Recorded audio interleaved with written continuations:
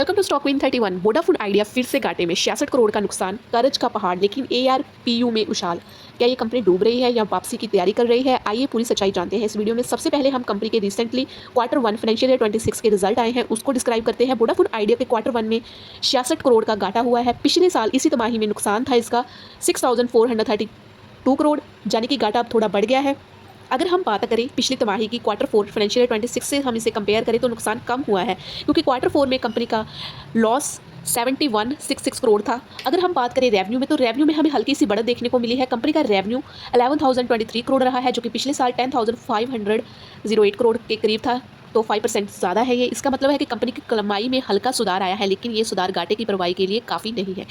बात कर लेते हैं एआरपीयू में बढ़ोतरी, लेकिन कंपनी का एआरपीयू मतलब एवरेज रेवेन्यू पर यूज़र 177 पहुंच गया है, जो कि पिछले साल के करीब 15% ज़्यादा है। लेकिन ध्यान रहे, एयरटेल का एआरपीयू 250 है और जियो का 209 है, यानी कि वोडाफोन आइडिया अभी भी बड़े कॉम्पिटिटर से काफ़ी पीछे है। सब्सक्राइबर बेस में हमें गिरावट देखने को मिली है। आइडिया के सब्सक्राइबर बेस घटकर 197.7 मिलियन रह गया है, जो कि पिछले साल 5.9% कम है। ग्राहकों का लगातार कम होना कंपनी के लिए एक बड़ा खतरा है।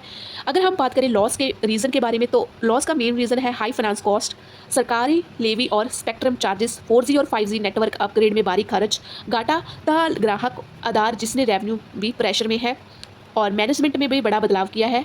वोडाफोन आइडिया ने अपने सीईओ अभिजीत किशोर को नया सीईओ बनाने का ऐलान किया है। उम्मीद है कि नए सीईओ के आने से कंपनी की रणनीति में बदलाव आएगा और फंड्स जुटाने की प्रक्रिया तेज़ होगी।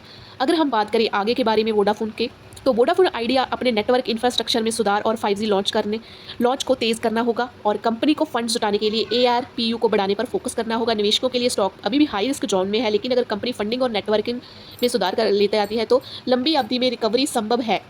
तो वोडाफोन के आइडिया के Q1 के रिजल्ट आपके सामने है। तो वोडाफोन आइडिया ने Q1 में एक तरफ इसका रेवेन्यू और एआरपीयू में सुधार दिख रहा है, तो दूसरी तरफ सब्सक्राइबर बेस और भारी घाटा कंपनी की सबसे बड़ी चुनौती है।